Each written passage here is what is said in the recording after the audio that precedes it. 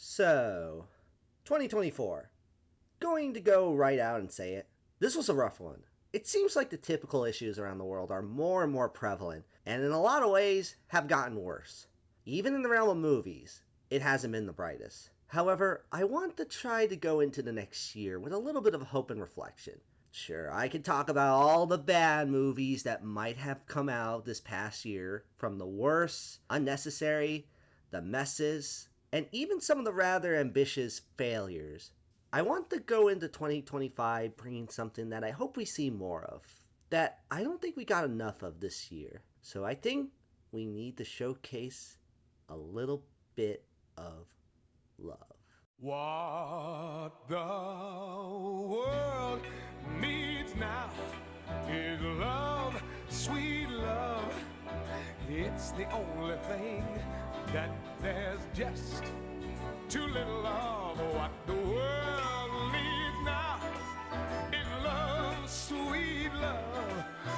No, not just for some, but for everyone. 2024 might had some very perplexing industry issues, and also, well, a lot of bad movies still. Yet even the worst of years had quite a few bright spots that were worth experiencing. While I certainly felt 2022 and 2023 were overall much stronger years for movies, with the amount of quality films we got from both years alone, that's not to say there still weren't movies that were on par with the very best of what those years had to offer. That's what I really want to highlight with this video, as there were still some fantastic movies that came out.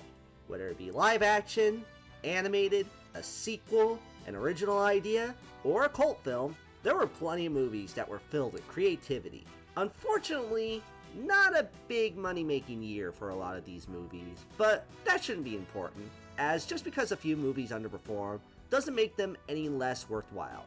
In fact, may this be a recommendation of movies you might have missed out on that I suggest watching big time. Before I get started though, I want to briefly mention a few honorable mentions that almost made the cut on my list, but didn't quite. And those honorable mentions are Anora, Piece by Piece, Beetlejuice, The Brutalist, The People's Joker, Challengers, Heretic, Civil War, Problemista, and Love Lies Bleeding. So with that said and done, let us now get started on my personal favorite movies of the year 2024.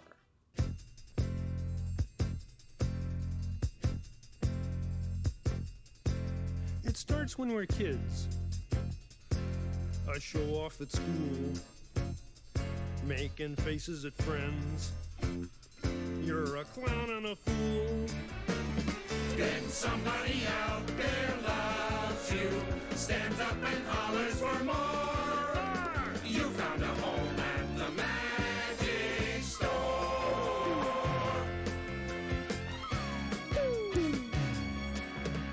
The best way to start out this list is by talking about a movie about one of my idols. The Idea Man, the Jim Henson documentary on Disney Plus, is the main documentary I've seen this year that I fell in love with. I'll admit, I am a bit biased because, well, not sure if you know, but the Muppets are my life. These characters are so good. Please just give them another project already.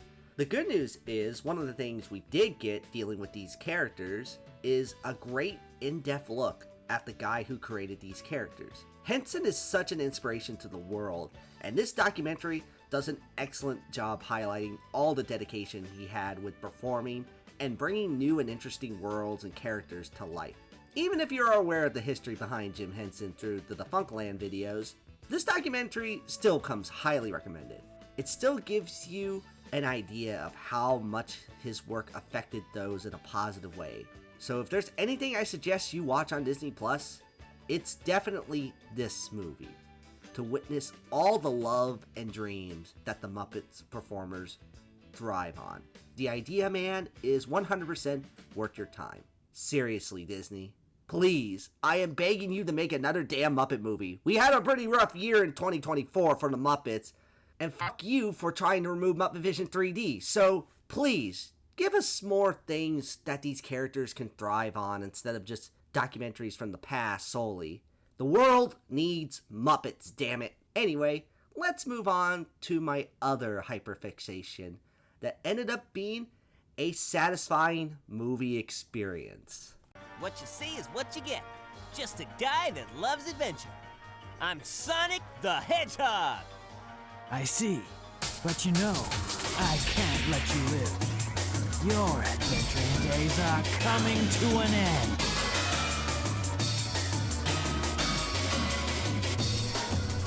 Holy hell, the Madman did it. They made a third Sonic movie, and it's pretty fucking awesome.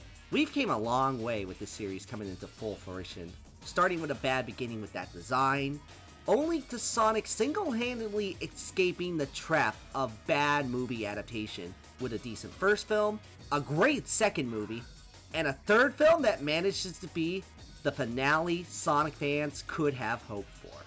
I find it completely unbelievable and amazing that one of the first truly great video game movies is the one that's an adaptation of Sonic Adventure 2.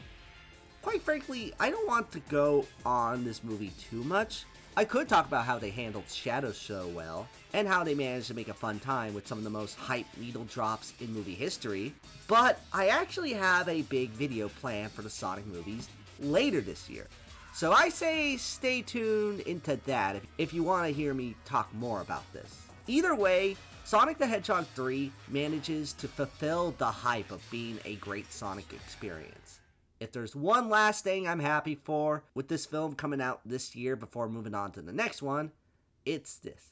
It defeated the awful Lion King prequel. Long live the king!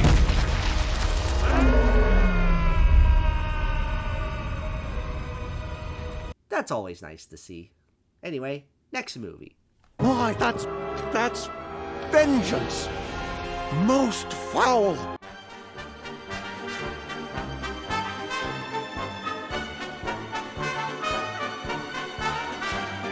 So is there like anyone who dislikes Wallace and Gromit?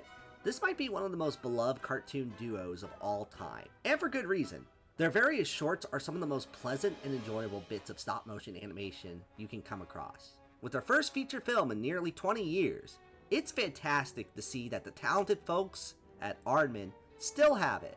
While I don't think this quite reaches the height of Curse of the Were-Rabbit or The Wrong Trousers, it still feels like a timeless animated film featuring the same lovable duo we know and love.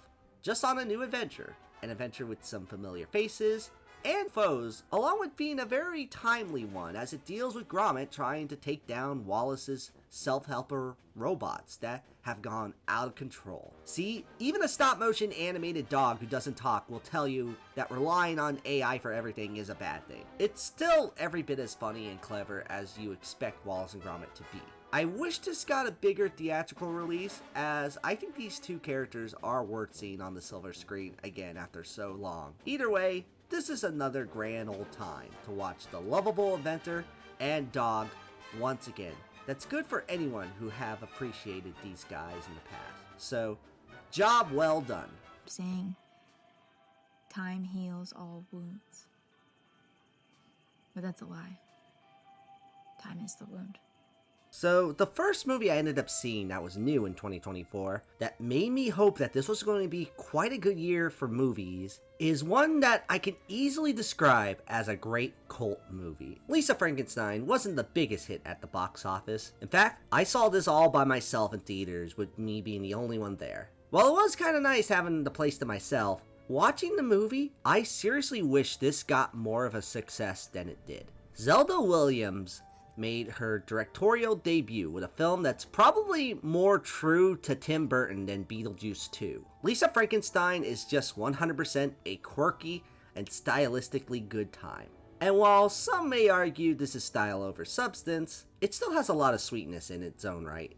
A neat romance between bride and beast, in a very interesting retelling of Frankenstein, except this time, it's a socially awkward goth girl who struggles to fit in. I kinda love this character, the kind we've seen in these movies, but I think Zelda Williams directed in such a distinct way where she feels so lovable. Portrayed very well by Kathryn Newton, Lisa Frankenstein has a charm like no other. And it might not be everyone's flavor, yet those who have a soft spot for these kind of spooky, quirky movies that do akin to the likes of Tim Burton, I say this is one of the most underrated movies of the year. A cult classic in the making, if you ask me, and I hope Zelda Williams gets another opportunity as a director. How can you not like a film that has a good karaoke version of I Can't Fight This Feeling Anymore?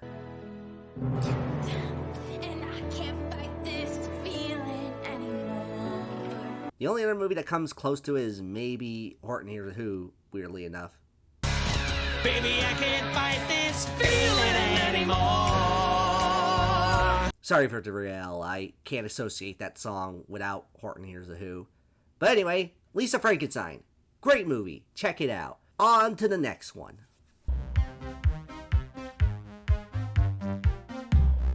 So, is it me, or did everyone kind of forgot that Yorgos Lanthimos made another movie this year after Poor Things? Now, it's safe to say, judging the placement on the list, that this is not nearly as good as Best Picture nominee Poor Things, but I still felt Kind to Kindness was a very fascinating movie. A little odd anthology that certainly goes places, but much like Yorgos' other work, it's all about giving us a unique experience. Granted, it might not be the most ideal experience with some of his films. It's downright uncomfortable at points, but that's the name of the game. Yorgos gives us some fascinating stories that are worth diving into despite the endurance of it all.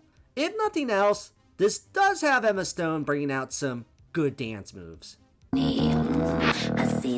So as a whole, Kind to Kindness isn't the best of Yorgos' work, but the fact that he still gave us an experience I had no idea what to expect from and got something neat out of it is one of the many reasons why he is one of the best directors to look out for. But the darkest of them all may remain. The end of House Atreides. A few years back, I felt Dune Part 1 was a really good setup for a new franchise from a visionary director who hasn't really done anything wrong at this point. However, many were saying that this wouldn't be worth it if the movie succeeding it turned out to be a disaster. And guess what? This turned out to be one of the best sequels of the entire year. Yeah, you're really going to doubt the man who made Blade Runner 2049 to not deliver on a great sequel? Dune Part 2 improves and expands upon the first in every single way. It's bigger, the story is more interesting, and hot damn, Denis really gave it his all by giving us a visually stunning sequel that makes you truly in awe with how it expands on the world of Dune. All the setup that might have plagued the first for some people is non-existent here. And instead we get more sandworms, more political intrigue, more cool planets. Seriously, that black and white planet is awesome. And even Christopher Walken in the mix. What's not to like? You probably have seen it by now, but let it be known that Dune Part 2 is a sequel worth your time if you haven't seen it yet. Unless if you rather just want to watch it in one sit through with the David Lynch version of the story.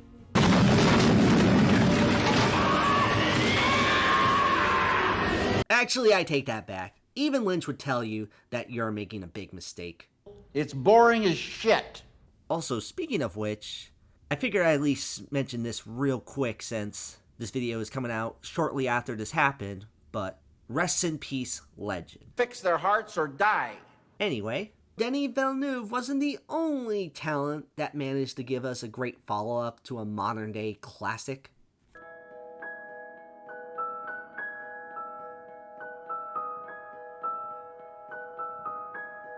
This was another dud year for Disney yet again. Not a lot of worthwhile projects in the mix, with quite a few disappointments. I mean, Deadpool and Wolverine was fine, and Moana 2 was a movie, I guess.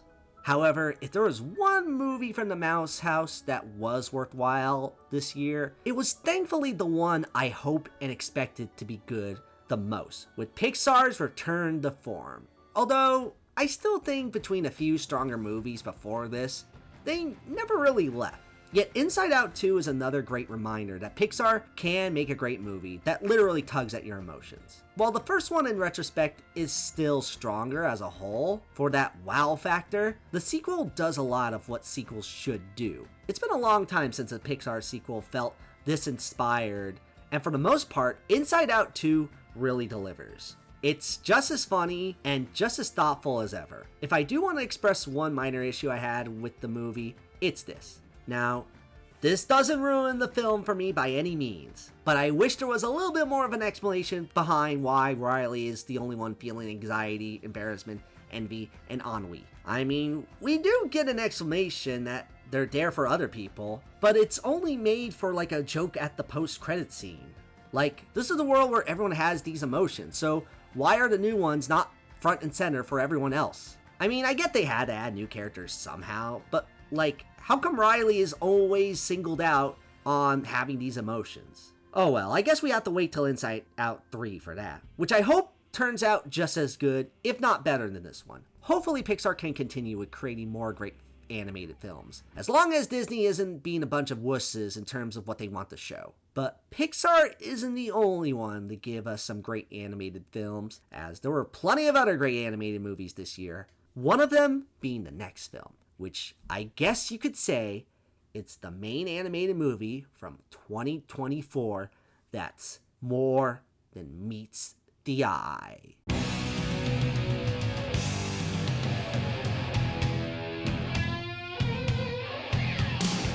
Iron birds of fortune are drift above the sky.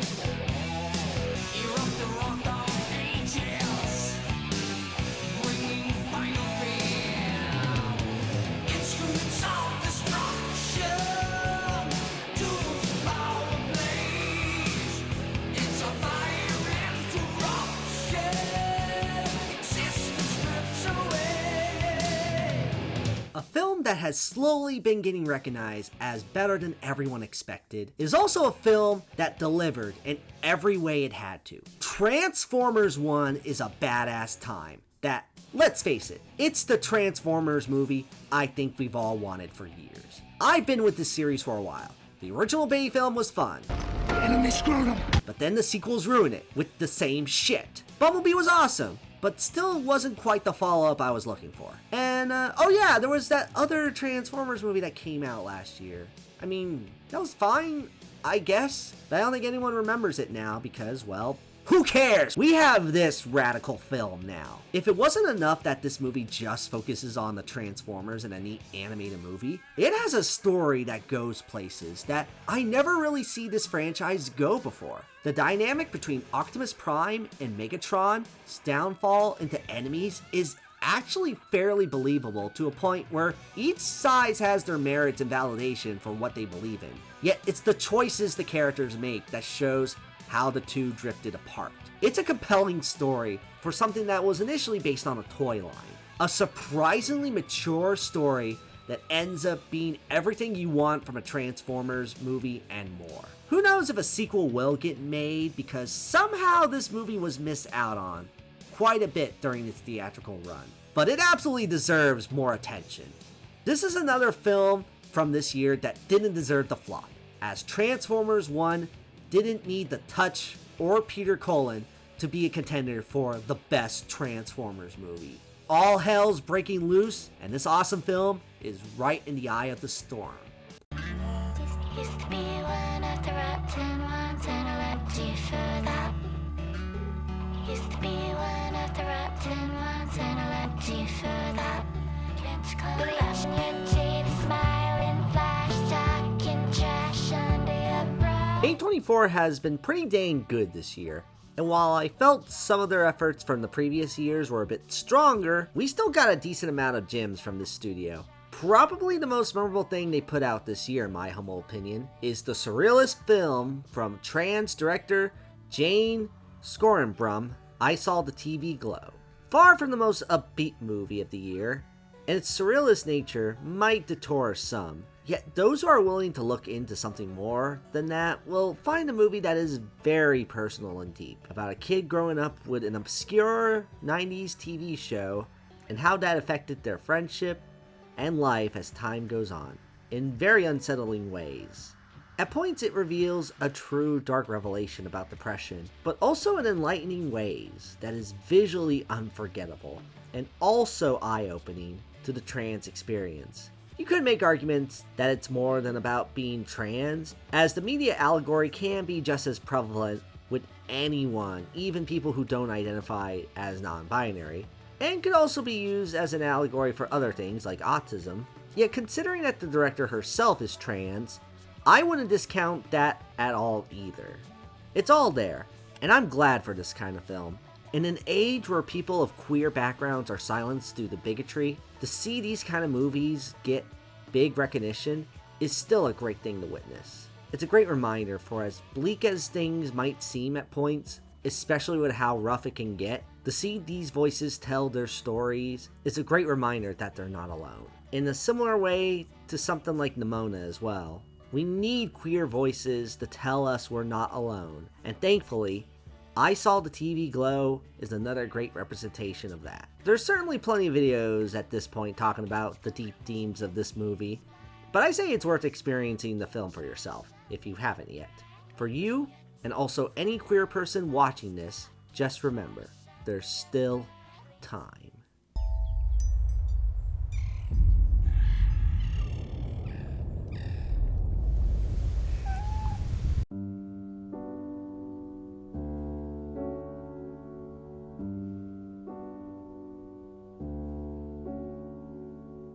Sometimes you need an animated movie to vibe with big time. And you definitely get that if you happen to see the incredible animated adventure known as Flow. The premise is simple. A cat goes on an adventure with other animals. Not much to it, and there's no real dialogue, so you can't get more basic than that. Yet Flow isn't about being overly complex, but instead about, well, for lack of a better term, going with the flow. It's probably the main time where an animated movie having a single word title actually manages to be the perfect title for the film. We just see this big journey that this cat goes on that doesn't seem that big in the grand scheme of things, but feels much more larger than life when experiencing it firsthand with these characters. It's portrayed through some innovative and beautiful art direction that pushes the boundaries of what animation can do.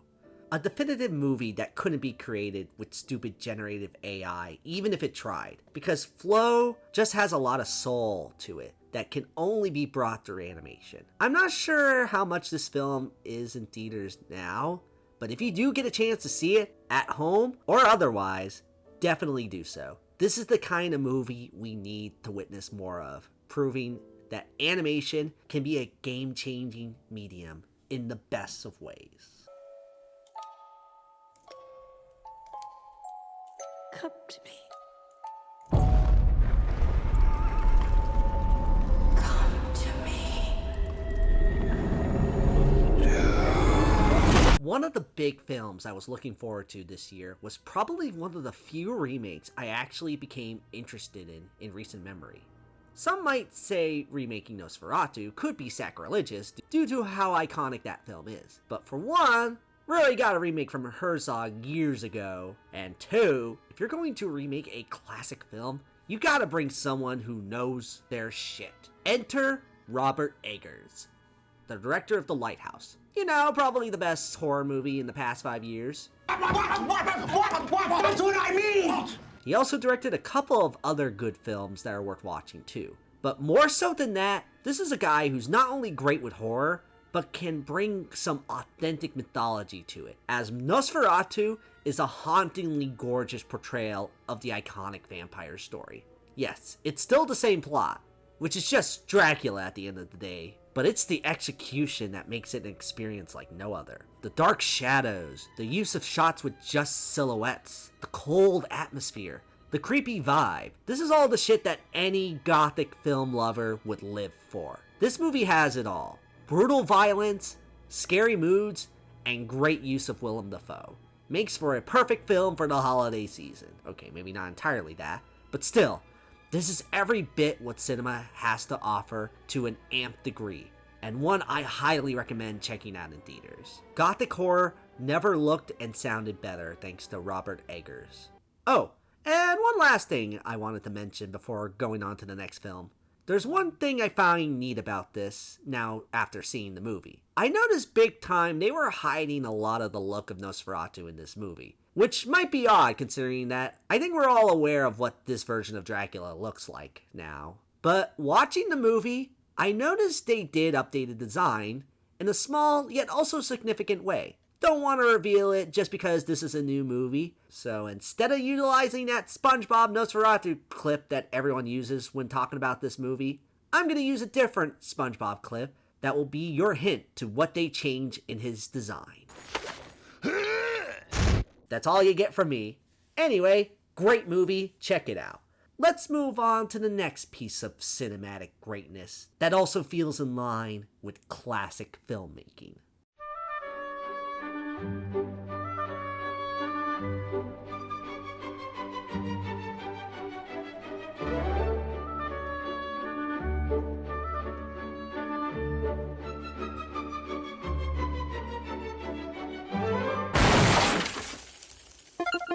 Now, this is a film that's certainly one of a kind. A film that I actually heard about as early as last year, as a friend of mine told me about a film they saw at the Phoenix Film Festival called Hundreds of Beavers. Honestly, I was sold by the title alone, and as time went on, I heard more and more incredible things about this feature film. Upon for the review after watching it, yeah, it delivers. It delivers on being an incredible comedy with being one of the funniest movies I've seen in recent memory. It delivers on showcasing that even with a small budget outside the Hollywood system, you could still make a movie that's creative and well crafted. And it delivers on its title as well, as yes, there are certainly hundreds and hundreds of beavers in this movie. It's one fun as hell movie that has a simple premise but turns into a chaotic adventure filled with so much slapstick in the vein of classic comedies. This movie probably has about as much dialogue as, say, Robot Dreams. But much like that movie, it helps emphasizes the visuals more, as you don't want to look away during 1 second of this. This is one of those few movies that, even despite being as small as it is, every single person I know who has seen this film says it's a hell of a time. Not only is it a good comedy, but it also manages to be creative and self-referential in a way a lot of other movies aren't. This is even considered a good video game movie, and that's only because the movie is executed like a video game. Yet, it completely works because you can tell that the passion was there. Even some of the most cynical people I know will tell you that this movie about a man taking down a bunch of beavers is one of the most memorable cinematic experiences you'll have all year. Luckily, if you still haven't seen it, you're in luck, because this movie is available to stream on free sites like Tubi at the time I'm making this list. So get a bunch of friends and watch this hell of a great time witnessing hundreds and hundreds of beavers in a movie experience like no other from 2024.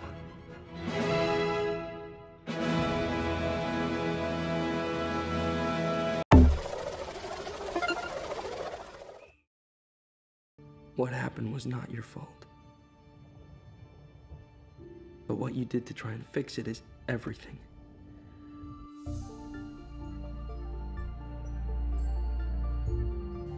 I love you.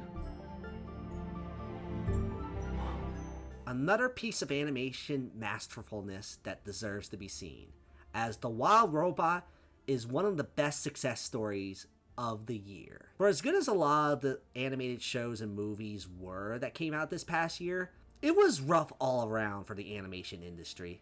With all the strikes and AI scares this year, it breaks my heart to see all the animators and artists struggling when animated films are the kind of movies that deserve respect. Seeing that love and respect given for DreamWorks' next ambitious animated project is much well deserved. As much as animation can be shrugged off as a kid's medium, it's incredible to see a film made with such maturity and grace to it. A film all about themes of environmentalism, complying with nature, and even just simply being a good parent. For as fantastical and outlandish animation is known for, you can't deny that it comes from a real, genuine place that can only be conveyed through art. And The Wild Robot was one of the many films to highlight that big time. My only hope for next year is that animation can still strive strong and get the support it needs in the same vein as this incredible film. After all, how can you not expect something this good from the team who brought you the How to Train Your Dragon movies, The Prince of Egypt, Shrek 2, Puss in Boots 2, and of course, most importantly, the best film of them all, Madagascar 2: Escape to Africa. Is she dead? No. Okay, I exaggerate a bit after watching every DreamWorks movie, good and bad, this year. But let it be known, The Wild Robot is one of the best ones, and is a must-see for anyone, young or old. Animation should be the ones bringing the robots to life, not the other way around. And this film is proof of that.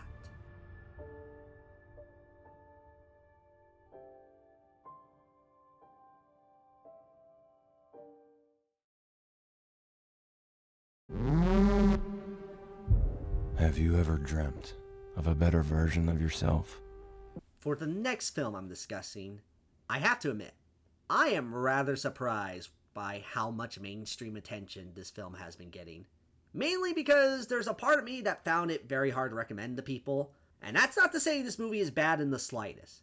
It really is one of the best movies I've seen this year, but it's also just very hard to recommend a movie like The Substance. On the one hand, you got stuff like this.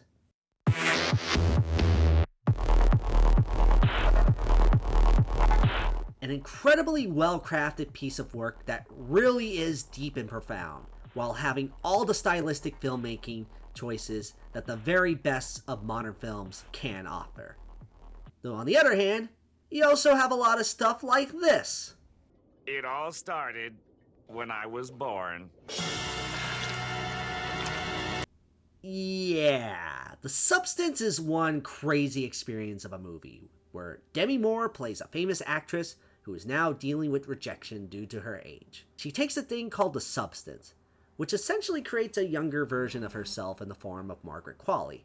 How that happens? Well, you have to see the movie for yourself for that. It's pretty gnarly. Of course, it leads to a movie about literal substance abuse, and we all know that kind of story never bodes well. In the case of this movie, it is certainly a wild ride, with some of the most downright sickening images that go extreme. And yet, I actually love this movie. It's partially due to director Coralie Farget's direction that makes it such a unique experience of a movie. Every single shot and use of color is immaculate in this, creating for a film unlike anything else with this hyper-reality feeling you rarely ever see. It goes hard with its theme of beauty and how society views it to a point where it can damage one person. It leads to a dark film with a lot of memorable moments that are also enhanced by all the performances. Margaret Qualley and Demi Moore are both excellent in this film. Margaret Qualley plays an interesting role as the younger version of Demi Moore,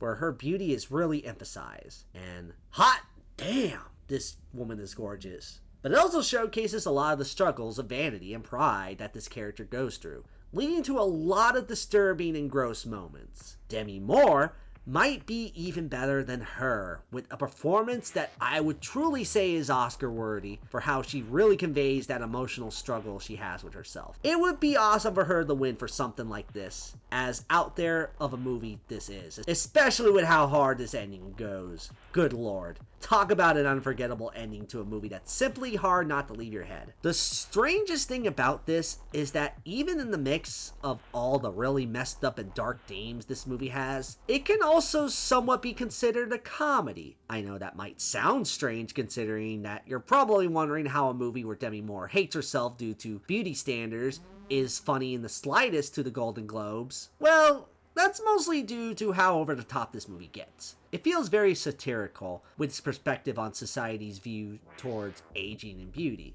At points, the way it's directed, with how gross it gets, it does get to a point where it feels ridiculous, where it does look and feel like one of those strange comedies you would see in the 2000s that would go extremely over the top. Like, real talk, this is gonna sound like I'm making a joke here, but I'm honestly being rather serious when I say this. But with how extremely over the top this movie execute its gross outness, at points, this movie seriously reminds me of Ren and fucking Stimpy. Like, it's almost like an episode from that series if the over-the-top gross-out gags were played more for straight. But comedy or not, this truly is a one-of-a-kind experience of a movie that, for extreme as it is, it's simply unforgettable. The big reason why it stuck with me so much is that all the images from this have not left my head after seeing it. Sure, you can debate the fact of what genre this movie actually is, and you could also say it's a hard movie to recommend. At the same time, though, this is one of those pinnacle movie experiences where this was just 100% one I will never forget, because that's the power of cinema. That's all the more reasons why I'm glad something as bizarre and crazy as this is getting such a big push. If getting Golden Globes for Best Musical or Comedy is the way for this to get any sort of Oscar recognition, so be it. And if you're watching this wondering maybe this won't work for you, I'll say this. My parents even watched this movie and enjoyed it. So if they can get through a movie as insane as this, then I think you will be fine. Just don't eat any shrimp prior to watching this. Seriously, that's actually the grossest scene in the entire movie if you ask me. Aside from that, The Substance is a movie that's unique and unforgettable, that deserves your time, even despite the irreversible side effects. So take that for what it's worth. A movie that shouldn't be remade. Well, except if it was maybe recreated as a Ren and Stimpy episode altogether. That's the only way I could see a remake of something like this work. Contract. Head between your legs. Something came out of my butt! Now, so far we've seen plenty of strange, out there horror concepts, a couple of good sequels, and even hundreds of beefers. What could possibly take the #1 spot for the best movie of 2024? Well,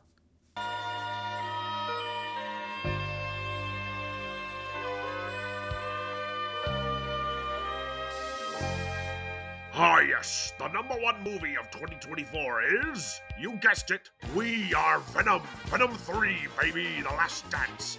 The ultimate cinematic masterpiece. Better than Sonic 3, better than Doom 2, Venom. Better than Joker floopity doopity doop. Venom. It's The Last Dance tonight, baby. Venom! What? What's wrong? What did I say? Oh, sorry guys. I had the symbiote attached to me from a while back, and I'm still trying to take care of it. But no, Venom, you didn't even make my top 20. You liked me, Pineda, didn't you? Well, yeah, but not the way you think. Besides, no offense, but there was one more movie that truly was deserving of being the top spot of 2024 for me. It better not be that Mufasa crap. The lion wasn't the only one sleeping tonight. Oh, hell no. In fact, you might just say, this is what a real prequel should be like.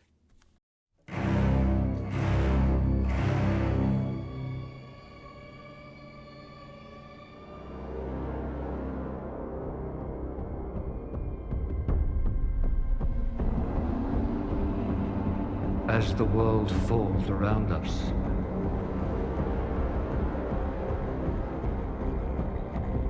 how must we brave its cruelties?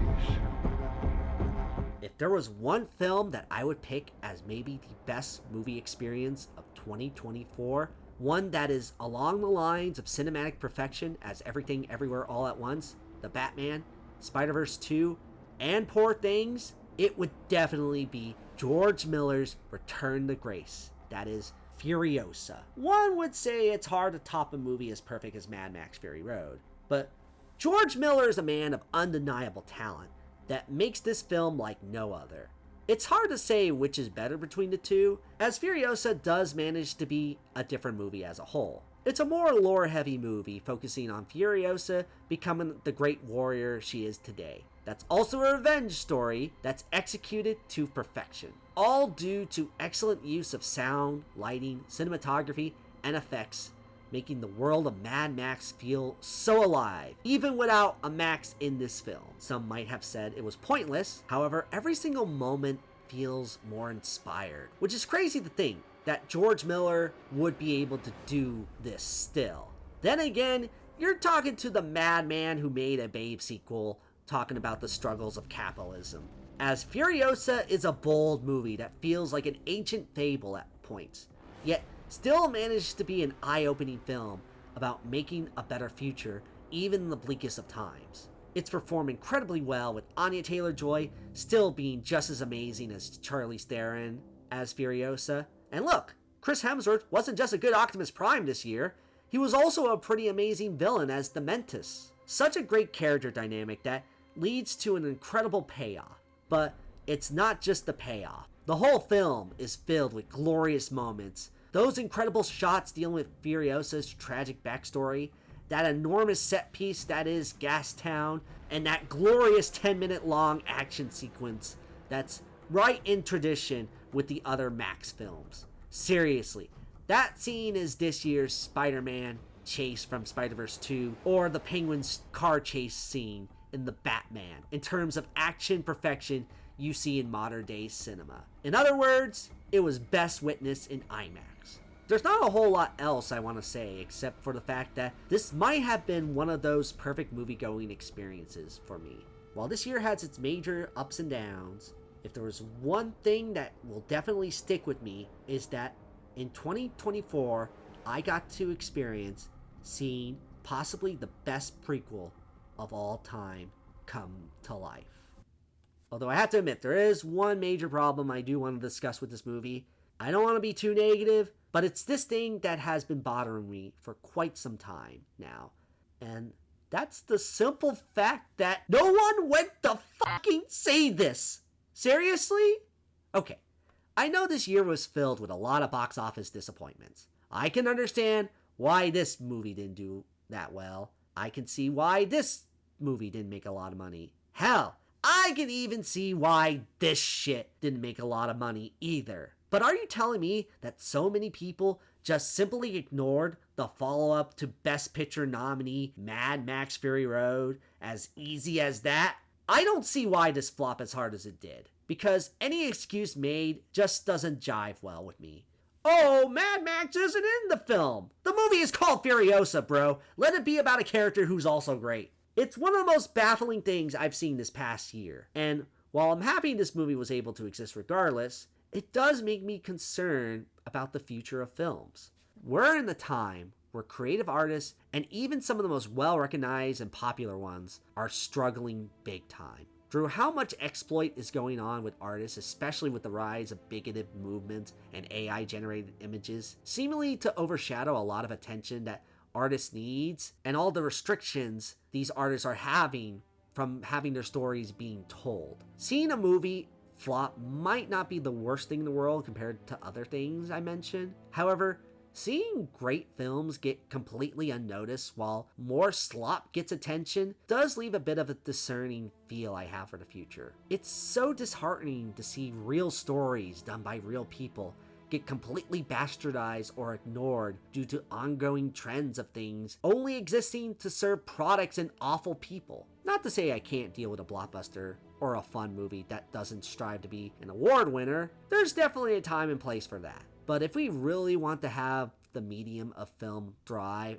especially in the wake of so many struggles, we should definitely make sure to be there for the movies that not only matter, but are given that human experience that help talented people strive and others to be inspired to create in a world that isn't always kind. All of these movies work on this list for me because there was a true human connection all of them had. Furiosa might be a fantastical post-apocalyptic film, but it still comes from a real place of trying to live in a world where hope might be lost and still prevail even in spite of that. The substance might be a gross, bloody film that gets extreme, but still comes from a real place of pressures of wanting to be beautiful during a time you might be rejected for it. While Robot might be an animated adventure with talking animals, but still comes from a real place of trying to be the best parent you can based on real emotions that are there. Hundreds of Beavers might be a spurse comedy that's wacky in every scene, but still comes from a real place of other people just wanting to create something that they found funny through something really fun. This goes for nearly every movie I've seen this year. They all had that human touch that help us get more connected with our emotions and thoughts in more ways than one. Hell, even something like Megalopolis, which you can definitely make the argument that it's one incohesive mess of a movie that ends up being a failed passion project from an acclaimed director. Especially since, let's face it, what do you think of this boner I got? It is kinda bad, but even that movie has a level of sincerity that can only come from an artist's touch. Sure, that artist might be misguided and confused to what he was trying to say, but even that movie, I can say, was another reason why human touch is important to the arts, and why we should still continue to remind others of that the best we can into 2025. Let's make sure those who are quiet and communicate their experience through art, whatever it may be, are able to be seen and heard everywhere. Let's support our friends, families, and colleagues as much as we can, no matter how big or small. Let's make sure movies and art that have been created by talented people from all over are seen and heard. Reject the voices that say some art isn't good enough. Reject the notion that AI is more important to focus on, and instead embrace the voices that are trying to be heard, and embrace the notion that art is a human experience. Whether it be through actively seeing a movie, telling others about it, buying a Blu-ray, buying a ticket, sharing on social media, or whatever else you can do with your time. It's important that we keep this notion of cinema being art the more time goes on. That lasting impression is how we are able to make our lives epic, in the same way Furiosa did for her. So take that for what it's worth.